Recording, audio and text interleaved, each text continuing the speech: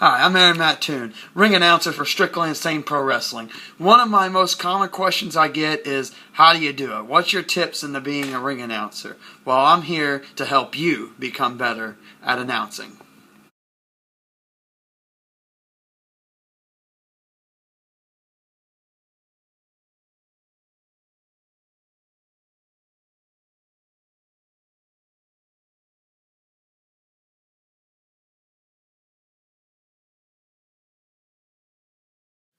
Alright, so one of the most overlooked yet important aspects of effective announcing is your attire.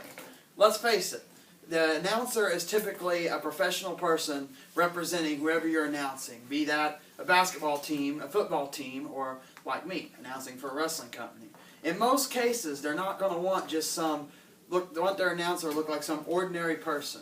You are a professional and you need to look the part. So attire is very important. Even this right now, I wouldn't even consider it enough for anything, so let's change that.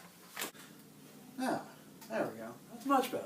Now you see how much difference this makes? This just commands the presence of professionalism, and that is key when you're in key announcing techniques. It's just one way to stand out. It's one way to make sure your point's getting across. Like, announcing is all about presence. Your voice out there is giving you a certain presence, and the attire really helps to aid that. It projects you out there that much more.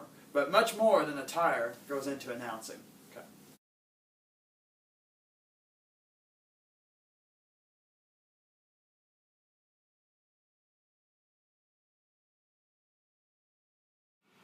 One of the biggest key factors in somebody looking to announce, one of the biggest things in how to announcing, is the crowd.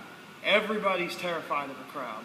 Like, everyone. I mean, there's death, there's marriage, and then there's public speaking when it becomes the fear levels. Let me tell you, it is something. Until you're used to it, it's just something you got to work with. I mean, you got to think about everybody looking down on you. Like, for instance, look where I am now. Many of you have probably been sitting here on the bleachers watching a game. Looking out there, it doesn't look like much from here. However, it very well can be. Let me show you. As I come out here, and yes, the net's in my way, and I've got people walking around here. You know, it's nothing going on right now. But just take a look around, and just to kind of imagine everybody looking down on you. You're standing in the middle here, and everybody's just looking down on you. Imagine that feeling. You scared yet? It intimidates a lot of people. And if you're going to announce, that's something you just have to work with. That's something you have to go with. However, there's more to it than just getting over the fear of crowds.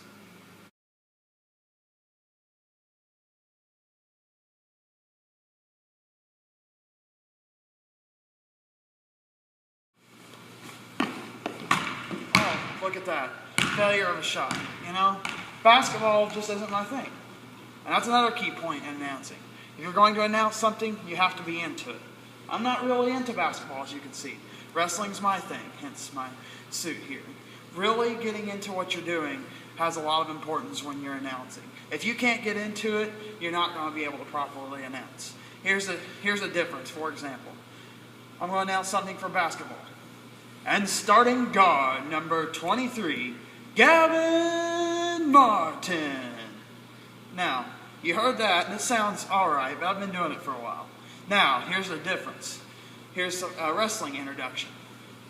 Coming to you from St. Louis, Missouri, weighing in at 223 pounds, Tanner Goldman. Now, you see the difference there? If you can't get into what you're announcing, then you're not going to get into it at all. It ain't going to sound right. You have to want to do it. You have to want to be announcing. It has to be something you're into.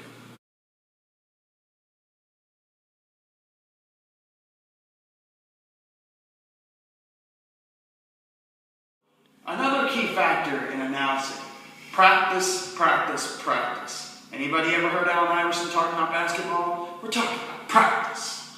We're talking about practice. We're talking about practice. That's about basketball, but the same really goes for announcing.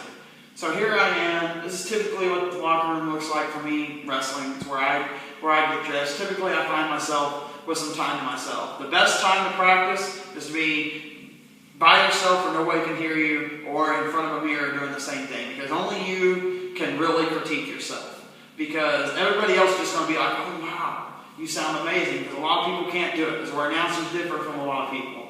But for me, only I know when I'm sounding right, and it's just a feeling you got in your voice. And being somewhere like this, solitary, on your own, is a good place to hone your craft.